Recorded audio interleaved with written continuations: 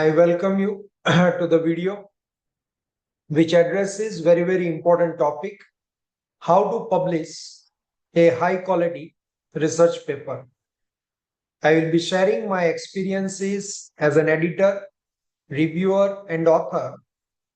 I am Professor Jitesh J. Thakkar, Dean Academics and Professor Logistics and Supply Chain Management at Gati Shakti Vishwavidyalaya. It is India's first university in transportation and logistics sector. I am ex-professor IIT Kharagpur and contributed primarily in the domain of operations management. I am happy to share about the channel Professor Dr. Jitesh J. Thakkar, that is the name of the channel. Currently, this channel has two playlists.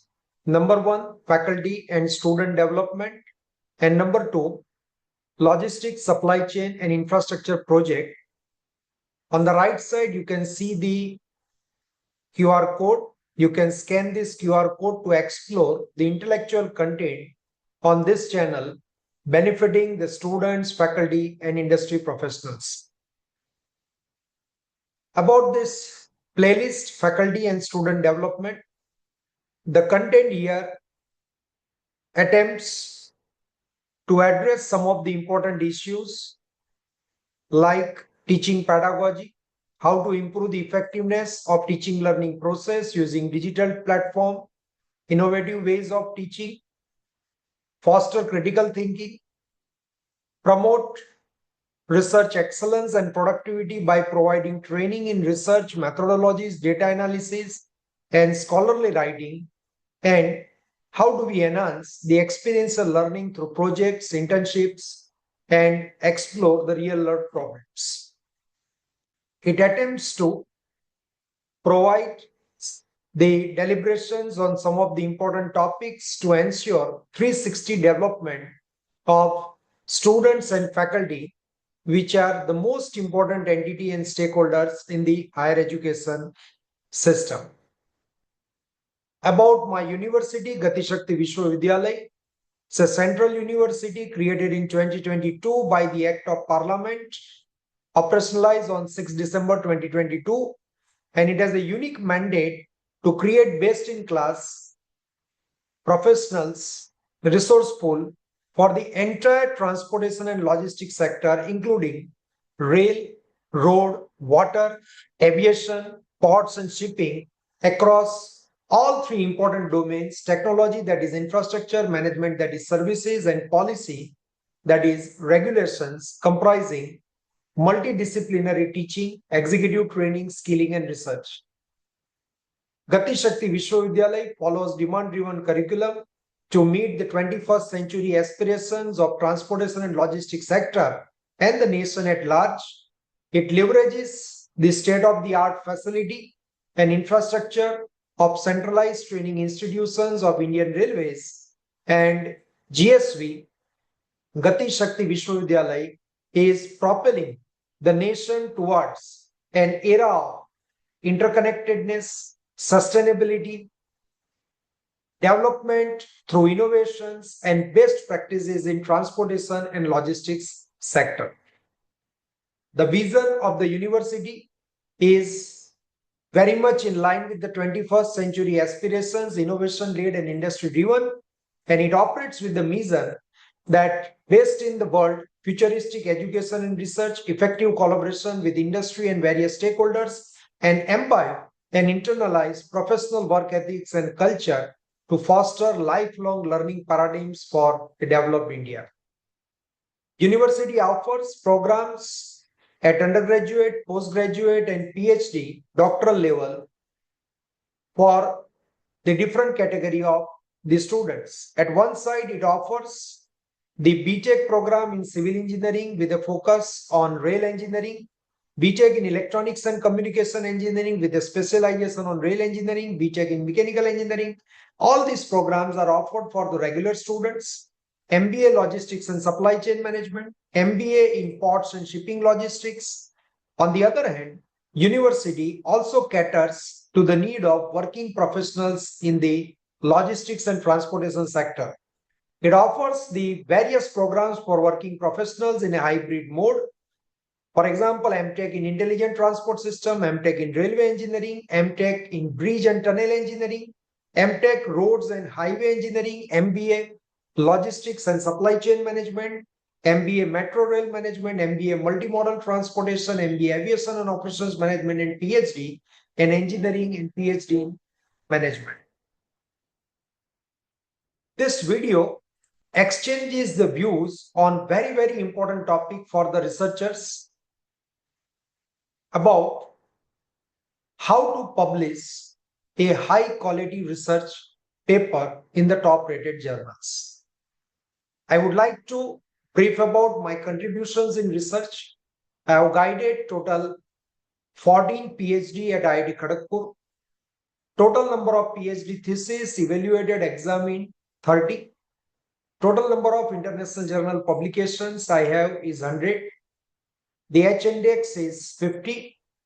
And I am listed in the world ranking of top 2% scientists by the Stanford University.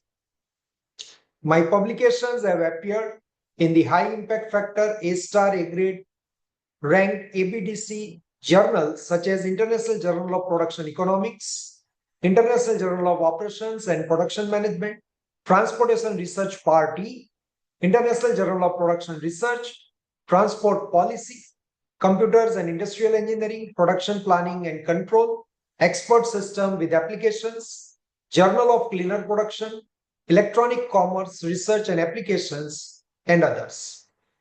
I have contributed as associate editors of the journals International Journal of Productivity and Performance Management by Emerald, Upsearch by Springer, and I have also contributed as the editorial board member of the journals Journal of Manufacturing Technology Management by Emerald, International Journal of Quality and Reliability Management by Emerald, and International Journal of Productivity and Performance Management by Emerald. I am happy to share I have published 3 books. All are textbooks in the particular domain. One is on structural equation modeling that helps you to understand the step-by-step application with the illustrative examples using MOS and R of structural equation modeling. The other book is project management, which provides the coverage on all the topics and domain areas as suggested by PMBOK, Project Management Body of Knowledge, and it covers both quantitative, qualitative, and case-based treatment. The other book is multi-criteria decision making, which is most widely used technique by the practitioners and the researchers. This book provides the step-by-step application with illustrative real-life examples on 17 different multi-criteria decision-making techniques, and it also provides 3 integrated applications of multi-criteria decision-making techniques. This video will really help you by sharing the insights on some of the important dimensions. Number 1, what are the key guidelines on writing a research paper? How do we really develop a research paper using the scientific guideline? Why research papers get rejected? This is some of the very important and critical area we all need to appreciate, that what are the reasons because of which research papers get rejected. What is the review process?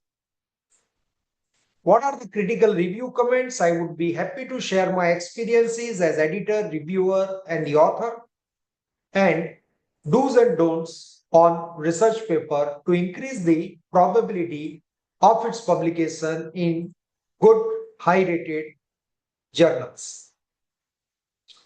So typically, research paper is the final outcome, and we always say that research is not finished until the results are published. So it is important to communicate our results, our findings to the society and world and publish our research. Otherwise, research simply documented in the thesis is not enough, and research is not finished till it is published. So researcher is not satisfied unless paper receives the citations, that is one step higher once you get the publication. But right at the design stage of your research paper, you decide what kind of publications or what kind of citations your publication will receive in the future. So when people give me good advice, I quickly pass it on. I have no use for it myself. A very good statement by Oscar Wilde via Lady Bracknell. So this is exactly the spirit of writing the research paper. I have conducted the research. Now I want to communicate it to the world and share my findings enthusiastically with the society, with the government, with the contemporary researchers to see that this research can really be of benefit to some of the agencies. There has to be one pink. If your research paper really stand on some critical dimension, and your paper must have just one pink, one clear, sharp idea to get published. Read your paper again and again, and can you hear that ping? If you cannot hear this ping, whether you are working in the productivity domain, whether you are working in the organizational performance domain, or any engineering domain, or any social science, if this typical ping addressing a particular issue is not heard by you, then remember it will not catch the attention of your editor, reviewer, and subsequently, by chance, even if it get published, then your readers. So you may not know exactly what the ping is when you start writing, but you must know when you finish. And unless you create this ping, this sharp focus of your paper, you should not release it for the publication. So if you have lots of idea, write lots of paper, but your particular paper must be around a particular thing, a sharp focus, addressing the multiple attributes, dimensions around this sharp focus. So just if you see my one of the paper as a final product, then this paper on direct and mediating effect of supply chain complexity drivers on supply chain performance and empirical evidence of organizational complexity theory. It is around a ping that what is the impact of supply chain complexity drivers on the organizational performance. And this paper got published in the journal, International Journal of Operations and Production Management. This journal has impact factor 9.2 and it is rated as the A-grade journal in ABDC classification, and paper receives around 50 citations. So what is the publication process? You complete your research appropriately, scientifically document it, and then as per the guidelines of the journal, you submit it to a particular journal. So first is the submission, subsequently acceptance of submission. So there are huge amount of editorial desk rejections, and once it is accepted by the editorial board or your editor in chief, then it further goes into the process. So acceptance of submission, then review submitted. So maybe you may receive a review accepted for publication as written as it is, there is no change. You have written an excellent paper, it really has the contribution. Accepted if revised, so you are advised to revise your paper and then resubmit. And third is rejected because there is no significant contribution or your paper is not well structured as per scientific guidelines. Then you go for the response to reviewers if you are asked to submit the revised version, resubmission of edited manuscript, and then you repeat the process. So your paper may go through 4 reviews, 5 reviews, and revisions, and finally it gets published or it may be rejected. So the question is how to enhance publication probability. Typically, when there are large number of papers submitted across the globe, and typically we are addressing the international audience and trying to sell our findings, our research to various agencies across the globe. So the first advice is read many papers and learn from good ones, bad ones, and not so good ones. So you may refer different kind of paper and even compare the paper published in the top rated journal and maybe paper published in the below average journal. What is the difference? And that itself will provide you a very good learning that what class of work and the kind of documentation, scientific reporting is expected if you are targeting high rated, high impact factor or A star A grade journal. Write frequently, practice, practice, and practice. So you cannot absolutely master the art of writing, typically scientific writing, which is very much expected in the structured manner for publishing in the top rated journal. You have to practice, practice, and practice. Review frequently, ask someone else to review.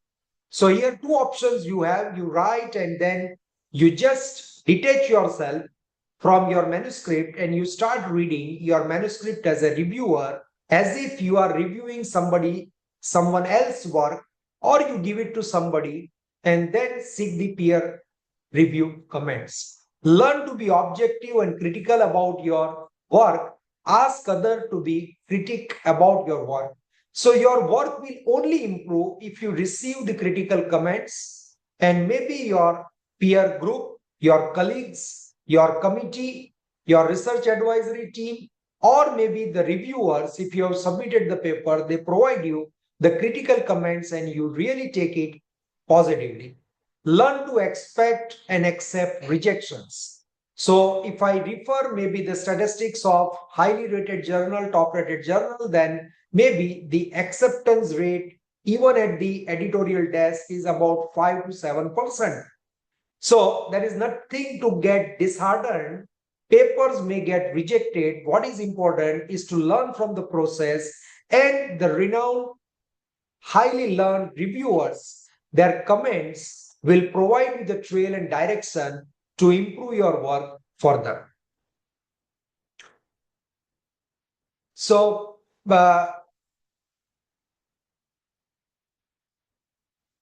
you may try to look into a couple of more ideas which can help you to enhance the probability of your publication. So good work is always denoted by novelty, uniqueness of idea, comprehensive critical review of literature, strong data, strong analysis, statistical inputs, then thought-provoking discussion. It's not enough to deploy a rigorous methodology and the technique and obtain the results, but it is extremely important to interpret your results, which can provoke some discussion in your community, your researching group, and help others to really recognize some of the unique contributions in that direction. Also recognize limitations of one's work and practicing guidelines. Good writing is about good organization, layout, structure. Your reader should not feel bored. Good use of tables, figures, and diagrams to present your information in the most concise and compact manner. And good use of tables, figures, diagrams to make your representation impressive. Good length and breadth, because journals have word count limit and maybe around 5,000 to 7,000 or 8,000 maximum you have to report your research. Read and follow all formatting guidelines. Many a times researchers, they ignore this, and that really irritates the editor or the reviewers, and your paper get rejected. Be sure the journal is suitable for the research you want to disseminate. If you are not referring some of the previous volumes published by a particular journal, and if you are not critical in understanding the scope of the journal, then certainly your paper will receive the editorial desk rejection. So it is very important to understand the scope of the journal critically and Refer some of the past volumes to understand how your work can really fit well within the scope of the journal. It is also important to link your work with some of the published paper in that journal so that journal can really appreciate your contribution in totality in terms of its scope and objectives.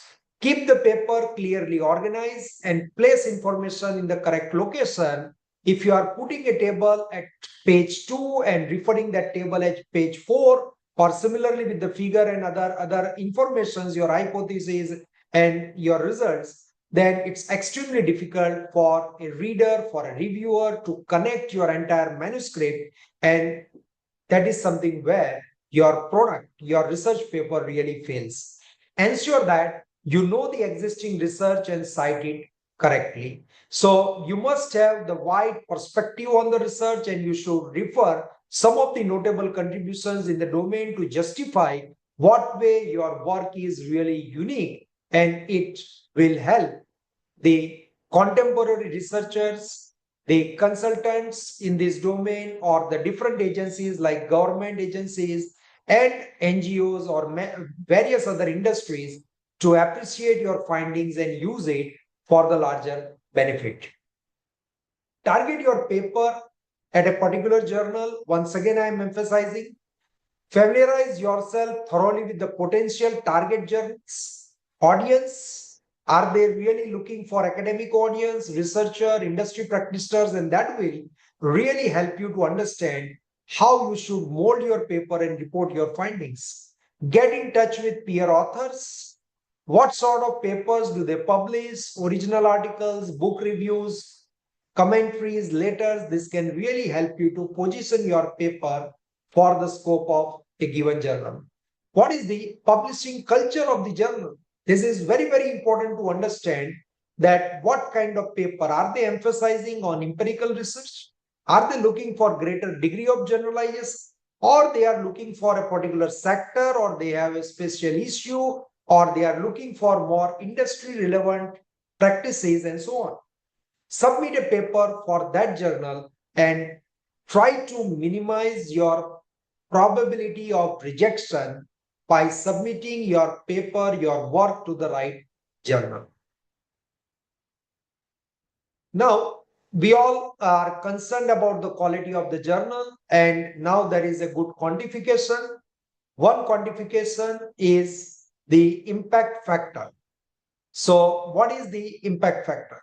So, a journal impact factor typically is a metric that measures the frequency with which articles in a particular journal are cited, indicating the journal's relative importance and influence within its field. So, how important contributions that journal has, quantifiable way that typically impact factor of the journal captures.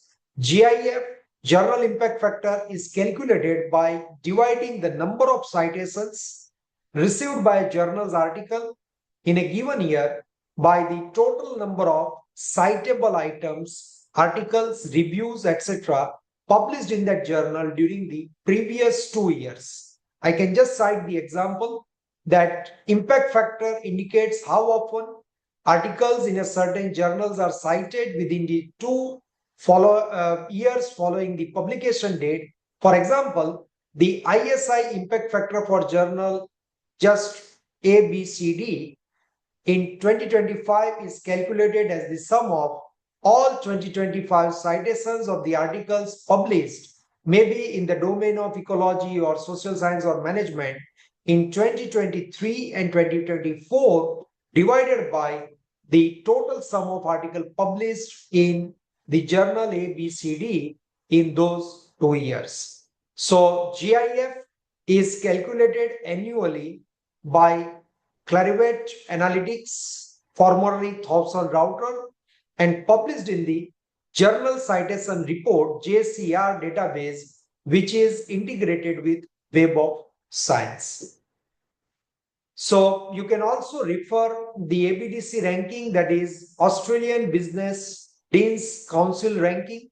It is also highly credible ranking. I have provided the link here. and APDC ranking ranks the journal as per their citations, their referencing in the category of A star, A, B, C, D. You have journal quality list. 71st edition is the latest one. 31st October 2024 it was released and compiled and edited by Professor N.A. Harzing. The source is provided. This also provides you the comprehensive information about the journal quality. Let us see what IEEE, which is the most sought publication platform for engineering. So IEEE transaction recommendations they have when you submit the paper. So they use some coding mechanism. A code is used to recommend publish unaltered, means your manuscript in both the condition it is satisfying. Number one, it is really contributing a valuable research, important research, novel research. And number two, it meets all the scientific requirement in terms of structure, reporting your research, journal specific criteria, and your paper is accepted for publication without any alteration. AQ code stands for publish in minor required changes. So you need to do certain minor changes, maybe specific to your structure, maybe specific to referencing, and then with these minor modifications that can be published. RQ review again after major changes. So you are suggested major revisions. You really need to provide some justifications for the methodology, for maybe for your results or better visibility of your findings, and then your paper can be published. R stands for reject. It's a major rewrite recommended and encourage resubmission at a later time. So here you are given the scope that even if your paper is of reject category, maybe at a later stage by adapting major modifications. So here you really need to change your methodology. You really need to rework on your entire paper in terms of analysis. So it's all about submitting like a new paper, but yes, there is a scope for resubmission. R stands for reject. Paper is not of sufficient quality or novelty to be published in this transaction. It means do not try even at the later stage. No reattempt is possible. And third R is reject. Paper is seriously flawed. Do not encourage resubmission. Even don't try at other place, because this comment says that your research paper in terms of methodology, in terms of results is highly flawed, and this kind of paper should not be absolutely submitted to this platform or any other platform. So this is a very, very precise guideline given by IEEE transaction, and we should be able to interpret these guidelines in a positive way to work on our research, our publication, and make it as suitable as possible for the right platform. So let us see what are the typical causes for rejection. And I have divided these into three categories. Number one is general causes. So if your research issue is absolutely not important, either it is overworked or it has no relevance for your country context or the societal context or even at the global level, then your paper get rejected. Not original or there is no novelty in your work. It is just a very, very marginal or incremental kind of research. Not appropriate for the journal, as I mentioned, it is not fitting within the scope of the journal. Data is extremely old, not relevant in the present context or now irrelevant. Practical difficulties, doubtful results, ambiguousness about your results, and it is creating contradictory even within your statements, your paper will get rejected. No relevance thematic, no structure is emerging out of your claims and research, and it is too general. Just you use some AI tool and generated the manuscript and your claims are absolutely not supported by any scientific rigor. And even if the scientific rigor is there, there is absolutely no novelty. It is too generic in nature, then your paper certainly will get rejected. The second category or the causes for rejection is technical. So, unclear hypothesis, poorly worded. You have just declared your assumptions or hypotheses without any theoretical underpinning, and there is absolutely no clarity with respect to your research questions or objective about your hypothesis, and your paper gets rejected. Poor or weak design, no research methodology. So you are just using some technique without any appropriate justification, how you have collected the data, what kind of literature you have referred, what are your objectives, research questions, what are your motives, and the broader umbrella of research methodology is absolutely missing. What is the sample size? Why you are targeting a particular population? All these questions you have to address as a part of bigger umbrella of research methodology, and your paper is unfit if it fails to provide a due underpinning on your broader research methodology context. So research paper is not just like problem solving exercise. Let us appreciate it. It is not just like applying some statistical tool or maybe the multi-criteria decision making technique or maybe linear programming or integer programming optimization approach and just solving the problem. No, it is to benefit the society, it is to benefit the industry, and unless it is credible, novel, and the results are validated appropriately, the research cannot be used by the industry, society, or nation at large.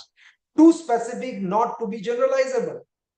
You have targeted a very small population, or your findings are very narrow, or your sample size is too small, and this is absolutely not suitable even for a larger context within your country. Forget about the international readers.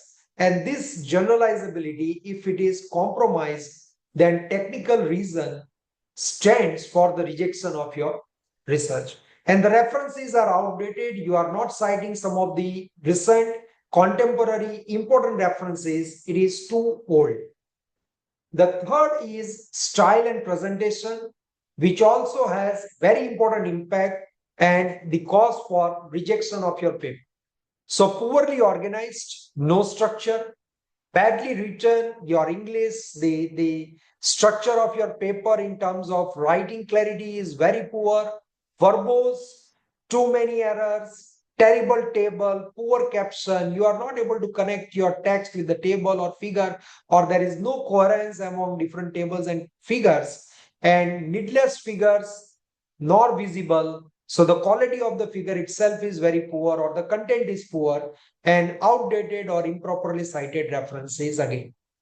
So these are three prime reasons, and this should provide you even a checklist to verify your paper before you really submit it to a good journal. And if any of the criteria is not met, then please revise, revise, and revise. So organization of a research paper is like this. It has a title, abstract, and body. And if you look at the main body of the paper, then the various sections are introduction, method. So you talk about the participants, your subjects, apparatus, your experimental setup, or maybe the simulation, procedure, then design, results and discussion, and then you dwell into the deeper conclusions or recommendations of your research. So paper writing, the broader design is abstract, summarizes the research contributions, not the paper. You must appreciate this part. It's an abstract. So it should not be an outline of the paper that this paper talks about this and that. It must reflect the contribution and novelty of the paper so that really it can catch the eye of the readers. Introduction, motivation, what you have done, and why the reader should really care. And this research is important. Technical sections, one or more sections should summarize the research ideas you have developed, experiments, results, and analysis, one or more sections, presenting experimental results and supporting proofs.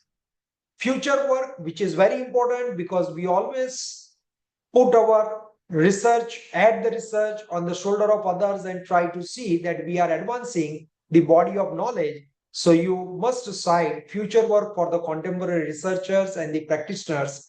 Related work sometimes come after introduction, sometimes before the conclusions, and you try to either use it for the validation, what others have talked, where my propositions stand or my conclusions, results they stand, or you try to create the theoretical background using the existing contemporary literature.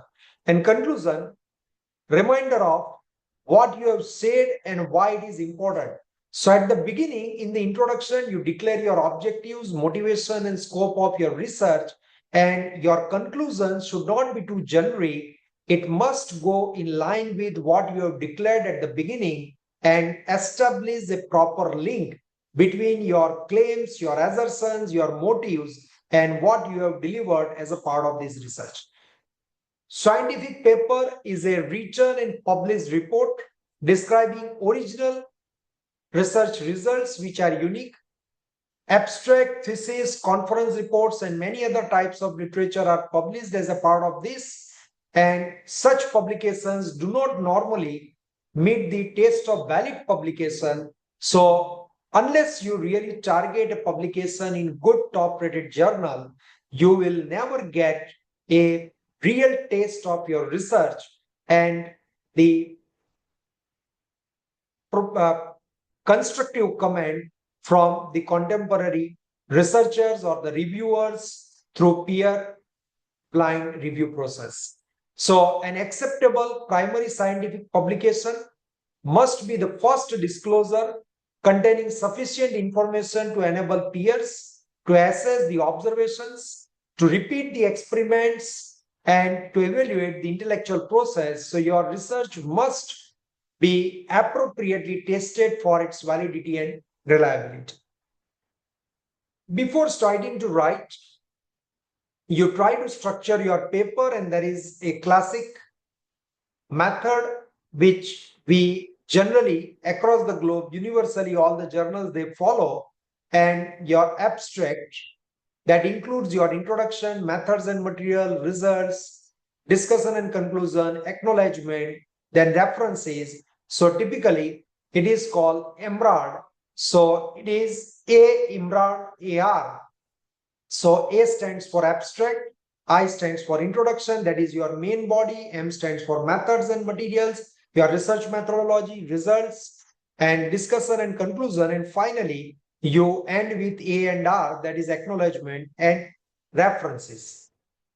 So logic of EMRAD is very simple. What question problem was studied that has to be reported? The answer is the introduction. How was the problem studied?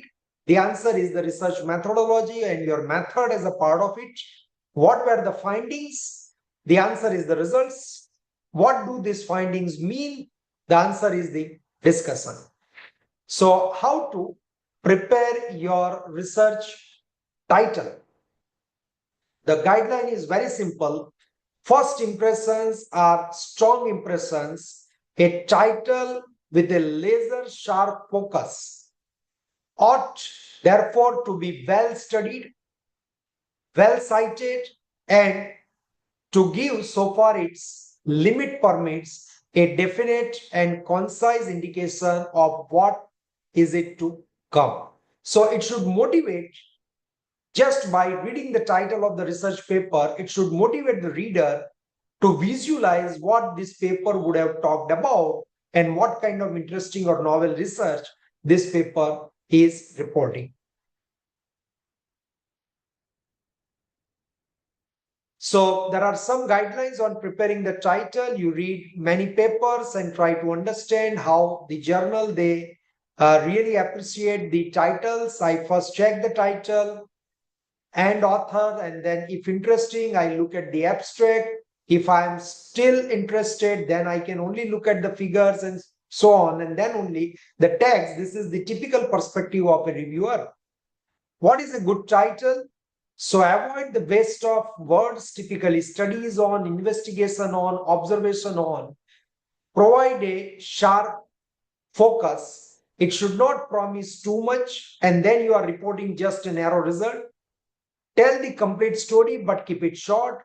Focus on your study and don't be ambiguous. Tell what you have really found out of a particular research so that it can really provide an impressive touch sharpness to your title. How to prepare title? Couple of examples I have put. An opening A, N or the is also a waste of word. Example, action of antibiotics on bacteria. It is a short and carries no excess baggage. Very clear and sharp.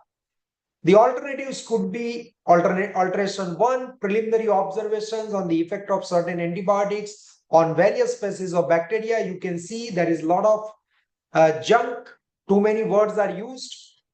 Alteration 2, action of streptomycin on Mycobacterium tuberculosis. If the action of can be defined easily, the meaning might be clearer.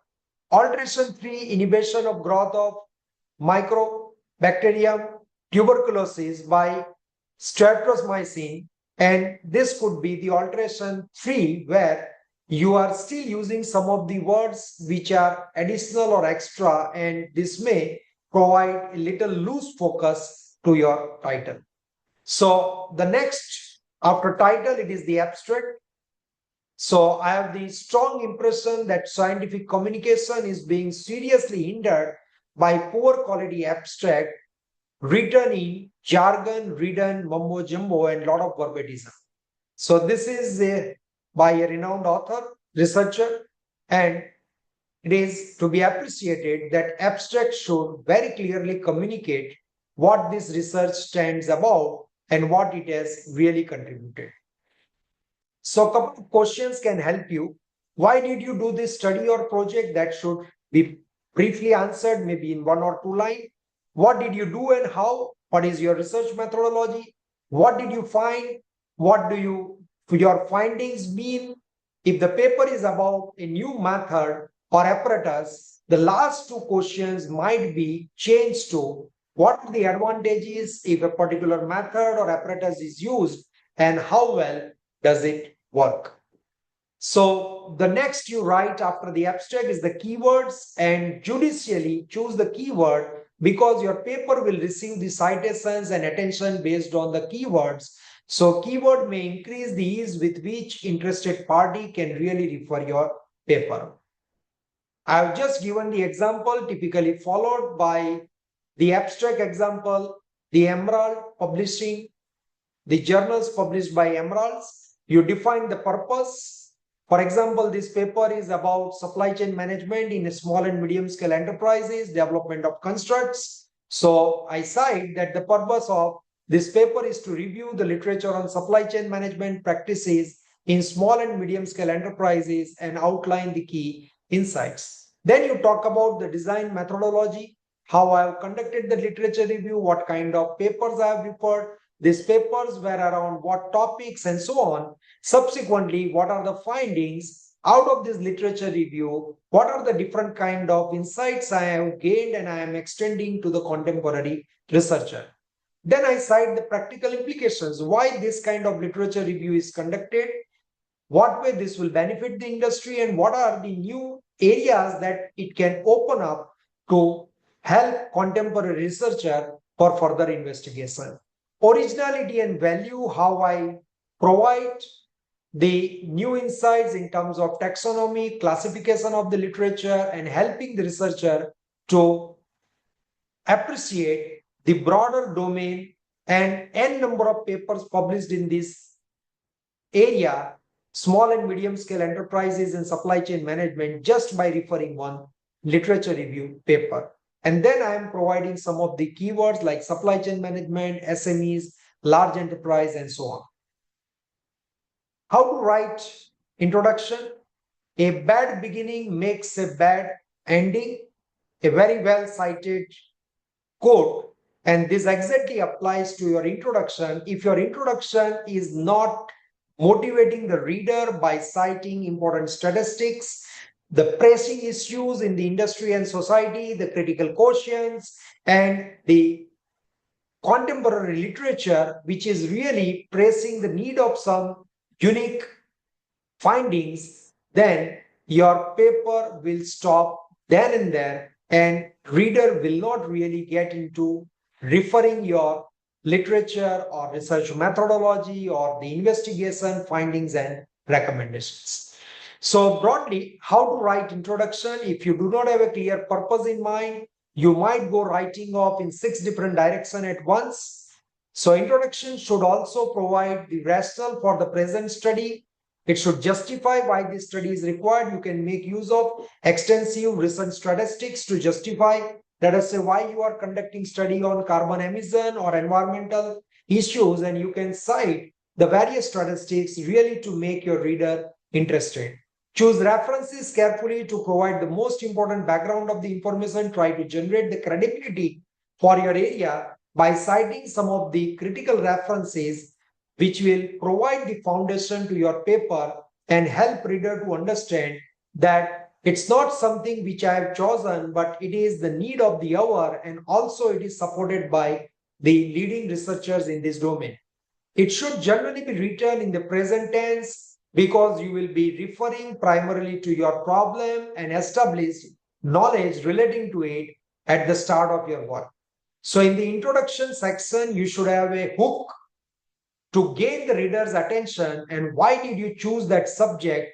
Why is it important? What is your motive? What are your key research questions? So the first paragraph is crucial. You can put some statistics or catchy happenings in your contemporary domain or the world around you and catch the attention of your reader. If you don't catch the attention, the audience in the first few sentences will reject the reading of your paper. So make the first sentence both snappy and profound. For example, cell polarity plays a fundamental role in development by asymmetrically localizing determinants in a cells before division. The daughter cell can adapt different fates. So you just try to put your area domain in a very impressive way which can catch the attention of the reader. The last paragraph should summarize about what this paper is about and what it reports, what is the structure of the paper and what different sections are reporting, just to provide a kind of comfort to your reader and create further interest in connecting the different sections. So rule of thumb, the introduction should present first with all possible clarity the nature and scope of the problem. It should review the pertinent literature to orient the reader. It should state the method of the investigation and reasons for the choice of a particular method, state the principal results of the investigation, and it should state the principal conclusions suggested by the results and should give the overall feel about your research to the reader. The caution is introduction makes the claims. The body of the paper provides evidence to support each claim. If you are reporting something in introduction, your claims, and you are investigating something, then there is a non-coherence between what you have declared in the introduction and what you are doing in the next section, which will badly hit your paper. So evidence can be analysis, comparison theorems, measurement, case studies, and that is where your claims in the introduction should really stand. How to write literature review? Briefly, in paper, you cite your literature review around the motivations to highlight the full grasp of the subject very concisely using figures, taxonomy, or the tables. Show the originality of your work, list of as well as the contemporary work, list of references of your own paper and ideas of new research. So every day, more than 1,000 papers are published in engineering domain, and you must be extremely careful and select your papers for reporting it in the literature review section. So paper collected in your files are not a review. It must emerge a bigger picture, it must emerge the trends, it should provide a strong focus for conducting the kind of research you have reported, and that is where the synthesis of the literature is extremely important rather than simply reproducing the literature without proper analysis. So the next section in your research paper is how to write the materials and method section. Precisely, it is about how and how much, what kind of experiment you have conducted, how you have conducted, what kind of data you have used, why you have focused on this sample or the population, how you have collected the data, and then subsequently what kind of recommendations you are drawing using a particular method, even a detailed justification about the use of method, optimization, evolutionary algorithm, multi-criteria decision-making, statistical technique, why this technique is most relevant for investigating this issue. Subsequently, you have to present your results in a most meaningful and convincing manner, and usually two ingredients of the result sections are important. Number one, you should give some kind of overall description about the experiments, providing a bigger picture without, however, repeating the experimental details which you have already reported in the materials and method section. And second, you should present the data in the tabular format through different kind of graphs, your analysis, whatever you have carried out, then the results obtained. If you present it in terms of graphs, results by relating different phenomena, I think it can really help to bring the novelty within your work and insights, critical insights for the readers. So the compulsion to include everything, leaving nothing out, does not prove that one has unlimited information. It proves that one lacks discrimination. So you may have generated a lot of results. You have limited space, words to report your research in the good quality journal, and within these you should be highly discriminatory in reporting the important facts and results and trends rather than reporting everything and leaving it to reader for interpretation. So results, be concise, pre-select the results, the fool collects the facts, the wise man selects them. John W. Powell, it's a very famous statement, and don't be too wise, first collect the facts and select them.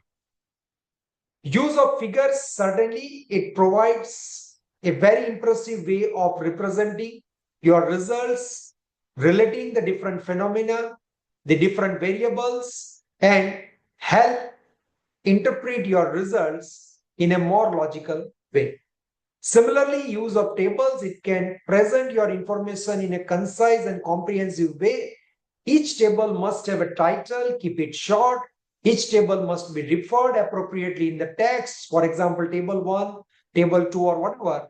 And some journals publish very long tables electronically only, so possibly put them in the appendix. Finally, you are going towards the end section of your research paper, how to write the discussion. So the true meaning of the data may be completely obscured by the interpretation presented in the discussion. And again, this could be the biggest technical cause for rejection of your paper. So the primary purpose of the discussion is to show the relationships, causality among the different variables, which really brings a very precise and sharp focus on your study and declare that what kind of intricacies you have really investigated out of this research.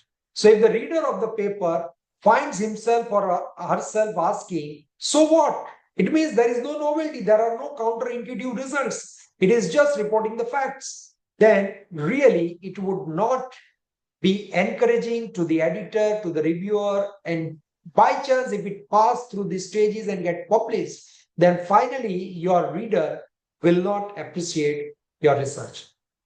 So essential features of a good discussion: point out any exception of any lack of correlation and define unsettled points. Show how your results and interpretations agree or disagree with the existing body of knowledge. Don't be shy. discuss the theoretical implications of your work as well as any possible practical applications and ethical considerations. Conclusions and further work. Be brief. Now your reader has gone through the entire manuscript and he just wants to introspect at the concluding section that whatever I have read, what exactly is all about, and can I really emerge a larger picture for implementing this research. Acknowledgement is very, very important. You might have received the funding from some agency, or you have obtained the help in conducting the experiments of some of the staff. So here, or maybe your university or institute provided a lot of support. So supervisor, your faculty colleague, your peer group, funding agency, your university should be appropriately acknowledged. Referencing is extremely important. Your paper gets rejected if your references are not structured as per the journal guidelines. There are different kind of referencing style. You must adapt the referencing style which is expected by the journal to which you are submitting your paper, and you must be consistent in putting the structure of your all references as per the depicted guideline. So you have different kind of system of reporting your references: MLA system, APA system, Chicago system. You can see the how the name of the authors are reported, how the journal name is reported, how the title is reported, whether it is in the inverted comma or whether it is without it, how where the comma is put, how the volume, number, and pages are reported. You have Harvard, which is the most widely used referencing style, and you do have the Vancouver kind of referencing style where you can see that even you are writing the month and you are putting the colon to separate your page number and so on. Appendices, many long tables or your questionnaire, you cannot report it in the main text, and that should go within your appendix. Even some of the equations, you have many equations you have put in the text main body, but these equations are derived based on some calculations or there are some proofs, and this you can provide in the appendix section. So let me share my experiences. What do reviewers expect? My experiences as editor, reviewer, and the author. So your paper, when it is submitted to the journal, it's like a car, a vehicle, which would absolutely be dismantled into different components. So maybe if you look at your left side, the vehicle, maybe your dicky, then minor revisions, then maybe the introduction and discussion, your chassis should be significantly expanded. Then some reviewer will say that the lack of say top mounted laser is the common cause for your review or rejection. The front windshield needs to be removed or tinted red. So you can see that your vehicle, your product, that is your paper, will be absolutely dismantled, and your tire, chassis, engine, everything would be seen. Typically your introduction, research methodology, literature review, discussion part, referencing section in a very, very critical way. So purpose of a review is to provide you the constructive comment and feedback to the author, and don't get disheartened with the rejections. Take your rejections or the harsh review comments even the most proactively and positively. It provides you an opportunity to review your work and improve the quality. Listening your reviewers, treat every review like gold dust. It will take your paper to a different height, and maybe next time you can target much better or high impact factor, high grade journal. Journal reviewing, executive editor, area editor, and board members, they are the first layer. Then larger decision cycle, many top rated journal, they have huge editorial desk rejection, only 5 to 10% papers are accepted for the review because there are large number of submissions across the globe. Typically, higher quality, longer and deeper reviews, then decision options, accept as it is, accept with minor changes, accept with major changes, reject with encouragement to resubmit, and reject outrightly means there is no scope for resubmission. A reviewer's perspective, first, he will read the title. Is it in my area? Then self-selection. Next, I read the abstract. Is it interesting? Next, I skim the introduction. Really, it motivates me. And then only I really go for the remaining part of the paper to see that whether there is a meaning in reviewing this paper or outrightly it is to be rejected. There are interesting statistics available. Most common reasons for manuscript rejection. So, not suitable for the journal.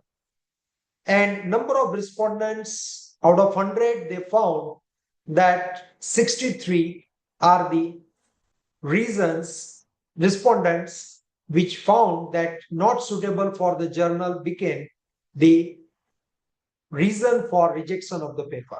Not timely, it means it is outdated, not contemporary. 4 respondent. Coverage, questionable significance, absolutely not adding new insight, 55.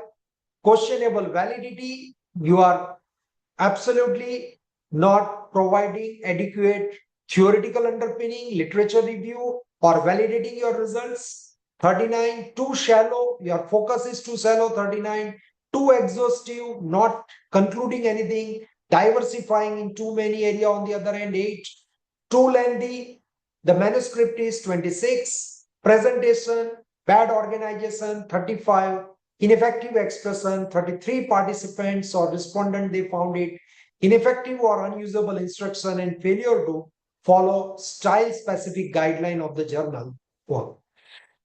So know the review criteria, scientific content and merit, innovation and scope, relevance of the problem, rigor of the hypothesis, feasibility of research design, and sixth is impact on broader issues pertaining to society, industry, globe at large. So I'm presenting one of the classic review framework. So number one, your reviewer will look at the question, is the research paper a research contribution or is it a case study or review or discussion? So first you would like to understand what is the nature of the paper. Second, does the paper make a new significant contribution to the literature in its own area? So remember, your reviewer is an expert. He is a knowledgeable, established researcher in a particular domain, and he would like to look for the novel contribution.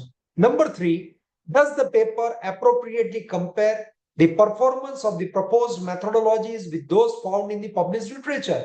Why somebody should accept your method or methodology without really seeing the novelty? And then you should really compare your methodology in terms of results, in terms of its discriminatory power or computational power with the other methods reported in the literature. Does the paper provide evidence of real potential application for advancing manufacturing practices, or it is just the incremental, say, addition to the existing body of knowledge?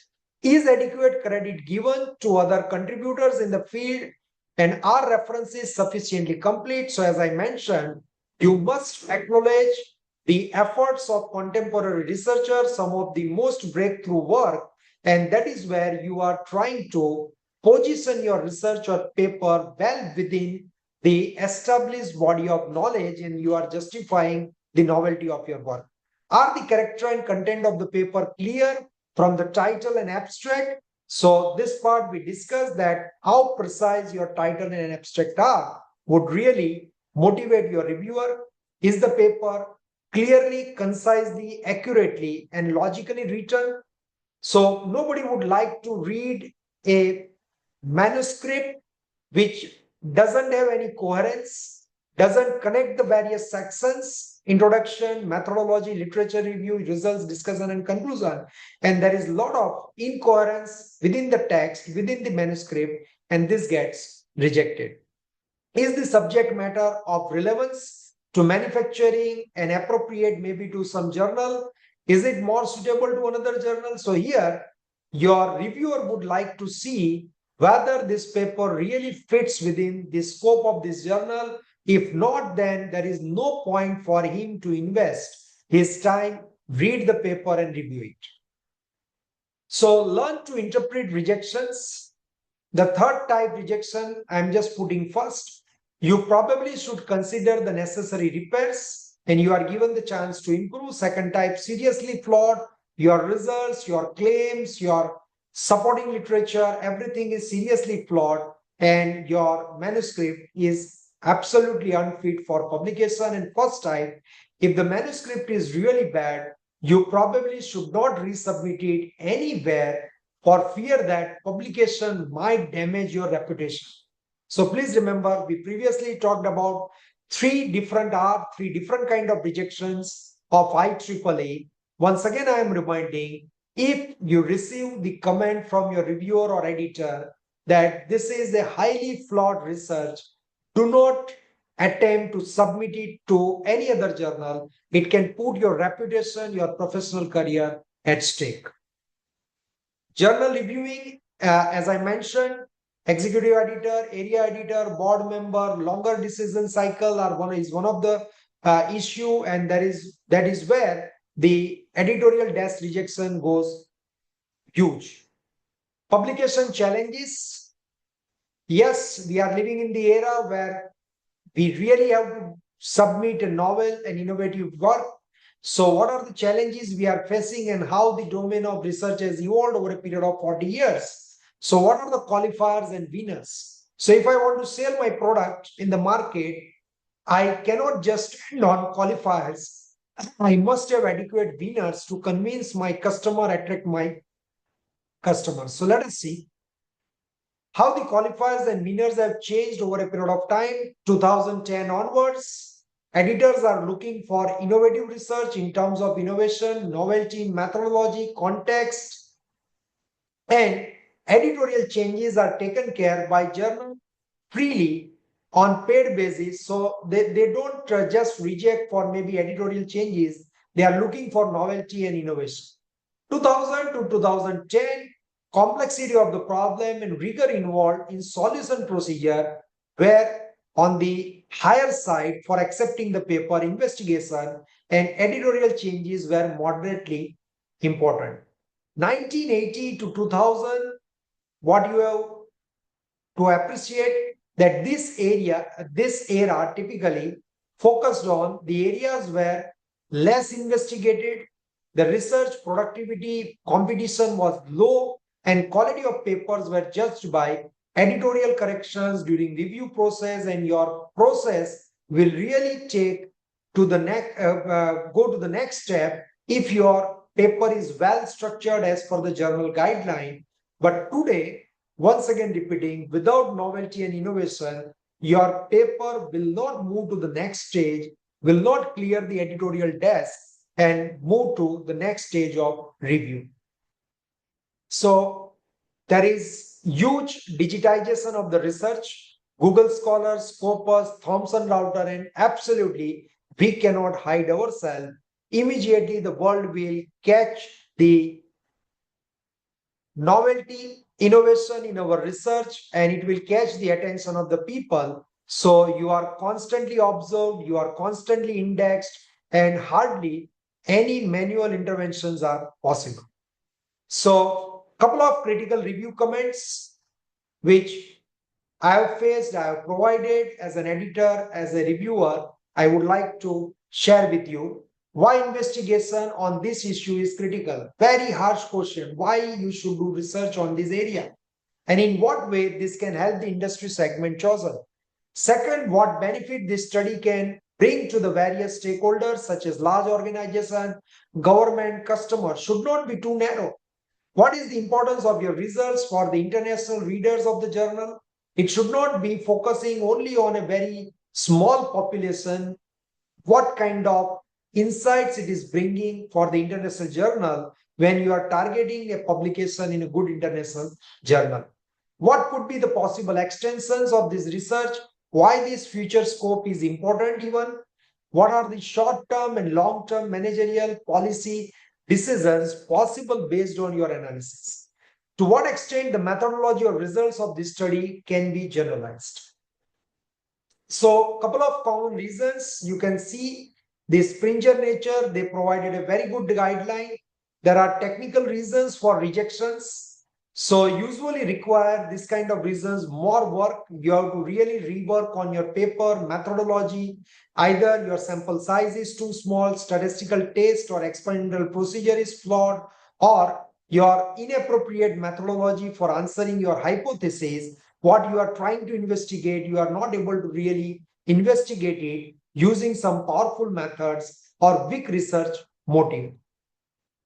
Editorial reasons, out of scope for the journal, not enough for an advance or enough impact for the journal, not fitting within the scope, publication ethics are compromised, lack of proper structure, lack of up-to-date referencing, and so on.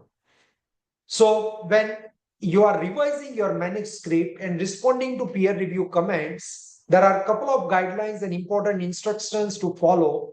First, thank the reviewers and editors for their time and comments. Please understand, across the world, this process, this responsibility is accepted by the reviewers, editors on voluntary no payment basis. So they are helping the researchers and the community at large to publish good quality research, and it is our responsibility to thank reviewers and editors for sparing their valuable time and giving comments which can really improve the quality of our paper. Address all points raised by the editors and reviewers. Don't be subjective. Don't choose only those points which you like, and some of the harsh comments or critical you just keep aside. Describe the major revisions to your manuscript in response letter followed by point response.